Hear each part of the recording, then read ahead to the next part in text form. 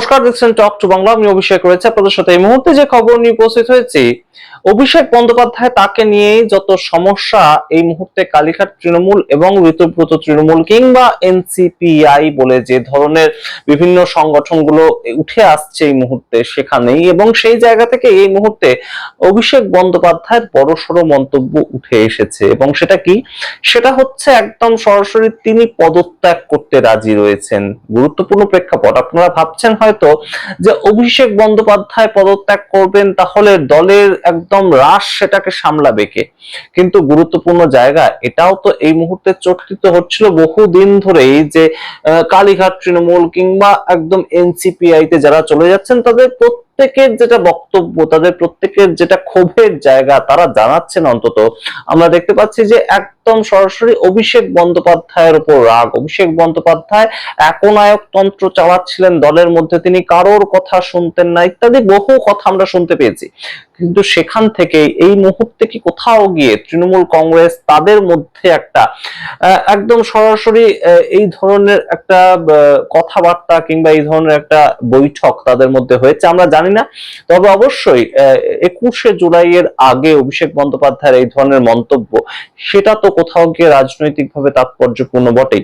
এই বিষয়টা উঠে আসছে এই মুহূর্তে। আপনারা জানেন যে এনসিপিআই তাতে চলে গিয়েছেন সংসদের 20 জন সদস্য, 28 জনের মধ্যে 20 জন চলে গিয়েছেন তৃণমূল কংগ্রেস ছেড়ে। এবং তৃণমূল কংগ্রেস ছেড়ে যে 20 জন চলে গেলেন, সেখান থেকে কিন্তু মূলত একদম আমরা দেখতে পেয়েছিলাম ভোটের রেজাল্ট 4 মে বেরোনোর পর থেকেই বারংবার একটা ধাক্কা খাচ্ছিল তৃণমূল কংগ্রেস। এবং প্রথম যে কাকলি ঘোষিতের ডাকটা দিয়েছিলেন সেটা হচ্ছে যে আমরা এই মুহূর্তে অভিষেক বন্দ্যোপাধ্যায়ের যে একনায়ক তন্ত্র সেটার আন্ডারে থাকতে পারবো না। তো সেখান থেকে এই মুহূর্তে একটা বড়সড় চর্চা।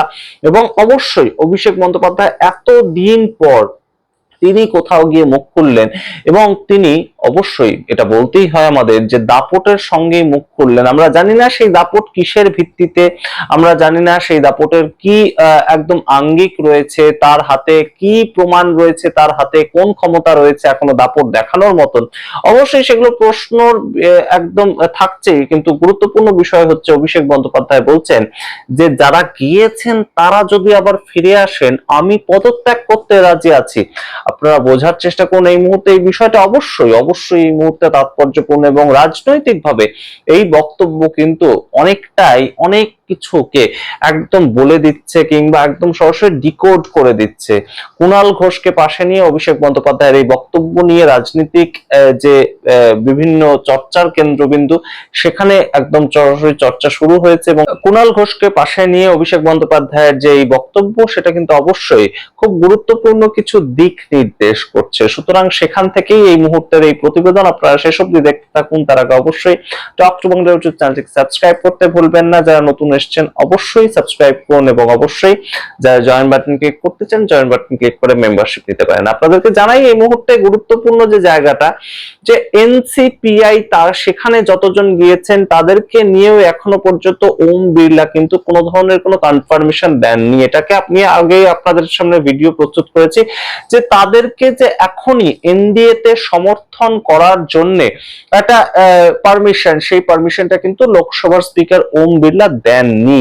তো সেই ক্ষেত্রে 20 জন যে একদম সরাসরি গিয়ে যুক্ত হচ্ছেন এনডিএ তে, সেই বিষয়টা যেমন উঠে আসেনি এখনো পর্যন্ত। তার আগেই 21শে জুলাই আসছে, এবং তার আগে একদম অভিষেক বন্দ্যোপাধ্যায়ের যে বক্তব্যটা, সেটাকে কোথাও গিয়ে একদম সরাসরি এই বিষয়টাকে ইঙ্গিত করছে যে কেউ হয়তো ফিরে আসতে পারেন। আমরা জানি না, এই বিষয়গুলো নিয়ে চর্চা চলছে, চর্চা অন্তহীন রাজনীতিতে আপনারা জানেন। কিন্তু সেখান থেকেই আরো একটা গুরুত্বপূর্ণ মন্তব্য উঠে এসেছিল, কিন্তু আপনাদেরকে জানিয়েছিলাম যে রবীন্দ্রনাথ ঘোষ ঋতব্রত তৃণমূলের অন্যতম একজন মেম্বার, এবং সেই ক্ষেত্রে রবীন্দ্রনাথ ঘোষ বলেছিলেন যে অভিষেক বন্দ্যোপাধ্যায়কে যদি সরিয়ে দেওয়া হয় তাহলে সেই ক্ষেত্রে আমরা আবারও দিদির সঙ্গে থাকতে পারি। তো এই যে কথা, এই কথা সূত্র ধরেই কি কোথাও গিয়ে মমতা বন্দ্যোপাধ্যায় এই মুহূর্তে বড়সড় সিদ্ধান্ত নিচ্ছেন আমরা জানি না। তবে গুরুত্বপূর্ণ অভিষেক বন্দ্যোপাধ্যায়ের বক্তব্য এবং রবীন্দ্রনাথ ঘোষের বক্তব্য, এবং আমাদের যে এই সম্পূর্ণ ট্রানজিশন পিরিয়ডটা, তার মধ্যে বিভিন্ন ধরনের বক্তব্য উঠে আসছে। আমরা দেখতে পেয়েছি ইতিমধ্যেই চন্দ্রিমা ভট্টাচার্য থেকে শুরু করে মদন মিত্র, বর্ষিয়ান রাজনীতিবিদ যারা মমতা বন্দ্যোপাধ্যায়ের ছায়া সঙ্গী ছিলেন, তারা বিভিন্ন ধরনের অভিযোগ দেখিয়ে অভিষেক বন্দ্যোপাধ্যায়ের বিরুদ্ধে একদম তীরটা ছুড়ে দিয়ে তারা চলে যাচ্ছেন। তারা কোনো মতে ঋতব্রত তৃণমূলের আওতায় চলে যাচ্ছেন, কেউ কেউ এনসিপিআই তে চলে যাচ্ছেন, বিভিন্ন মানুষের বিভিন্ন রকম অভিযোগ, কিন্তু মূল অভিযোগের যেটা কেন্দ্রবিন্দু সেটা অভিষেক বন্দ্যোপাধ্যায়, যেটা একদম সরাসরি আমরা দেখতে পাচ্ছি একটা সঠিকভাবে একটা আয়না তৈরি করে নেওয়া হয়েছে এবং সেখানে সবাই ঢিলটা ছুঁড়ে চলে যাচ্ছেন, চলে যাওয়ার প্রেক্ষিত তৈরি করা হয়েছে। তো সেই জায়গাটা এই মুহূর্তে কিন্তু অভিষেক বন্দ্যোপাধ্যায়ের তরফ থেকেও একটা বড় সড়ো চাল, কিংবা তৃণমূল কংগ্রেসের তরফ থেকেও একটা বড় সড়ো চাল যে আমি দরকার হলে সরে যেতে পারি, তাতে কি কেউ ফিরে আসবেন? এই বিষয়টা এবার কি উত্তর দেবে রাজনীতি আমরা জানি না। কেউ কি ফিরে আসার মতন প্রেক্ষিত তৈরি করবেন তেমন তো মনে হয় না, তেমন তো একটা স্ক্রিপ্টেড নয় বিষয়টা। তেমন যদি হয় তাহলে তো অবশ্যই অনেকেরই যাওয়ার কথা ছিল।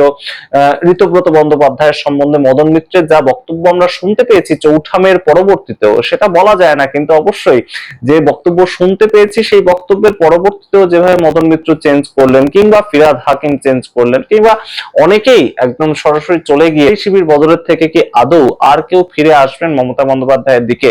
অভিষেক বন্দ্যোপাধ্যায় যদি চলেও যান সেটা কি কোনোভাবে এই মুহূর্তে এফেক্ট ফেলবে তাদের সিদ্ধান্ত পরিবর্তনের জন্য আমরা জানি না।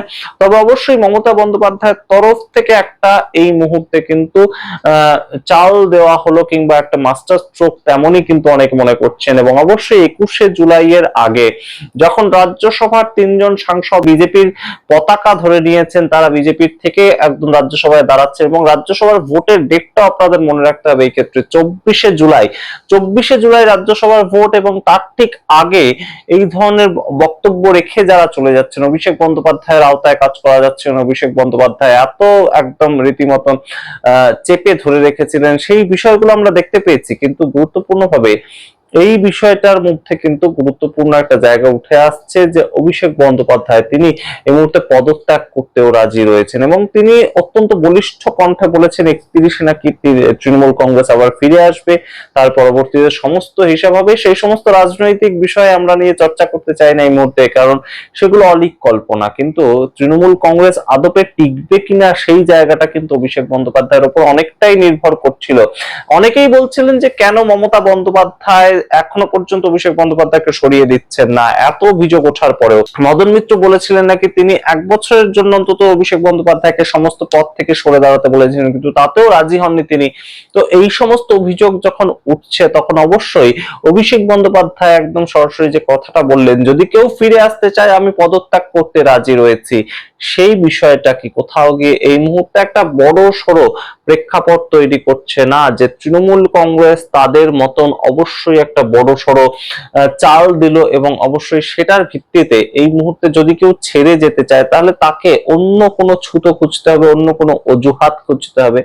আমরা জানি না সম্পূর্ণ বিষয়টা এই মুহূর্তে যেভাবে উঠে আসছে তাতে কিন্তু অবশ্যই তৃণমূল কংগ্রেস তাদের মতন করে একটা টিকে থাকার চেষ্টা করছে। আমরা জানি না কতদিন তারা পারবে। অবশ্যই অনেকটাই এই মুহূর্তে আলগা হয়ে গেছে সমস্ত ধরনের সমস্ত যে বন্ধনগুলো ছিল, সবাই এই মুহূর্তে বিদ্রোহী, সবাই এই মুহূর্তে একদম সরাসরি অভিষেক বন্দ্যোপাধ্যায়ের দিকে তীর ছুঁড়ে চলে যাচ্ছেন। কিন্তু তখন অভিষেক বন্দ্যোপাধ্যায়ের যে বক্তব্য সেটা কিন্তু অবশ্যই এই মুহূর্তে রাজনীতিতে আকর্ষণীয় হয়ে উঠেছে। আপনাদের সামনে রাখলাম পুরোটা, আপনারা আপনাদের মতামত অবশ্যই কমেন্ট বক্সে কমেন্ট করুন। দেখতে থাকুন টক টু বাংলা। অবশ্যই টক টু বাংলা ইউটিউব চ্যানেলটিকে সাবস্ক্রাইব করতে ভুলবেন না। ধন্যবাদ।